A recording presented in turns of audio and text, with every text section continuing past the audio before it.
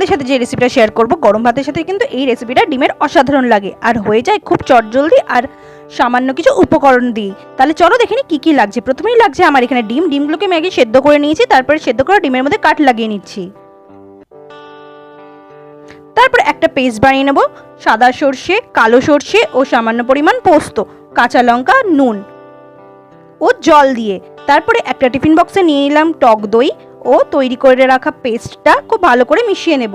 তারপরে দিয়ে দেব একে একে ডিমগুলো। তারপরে দিয়ে দেব ওপর থেকে সর্ষের তেল, চেরা কাঁচা লঙ্কা, দিয়ে দেব লঙ্কার গুঁড়ো ও সামান্য পরিমাণ হলুদ। টিফিন বক্সটা বন্ধ করে দেবো। তারপরে জল গরম করে ভাপিয়ে নেব 10 থেকে 15 মিনিটের মতো। ব্যাস তৈরি হয়ে গেল আমাদের ডিমের এই অসাধারণ রেসিপি। অবশ্যই জানাবে এই চটজলদি ডিমের রেসিপিটা তোমাদের কেমন লাগলো।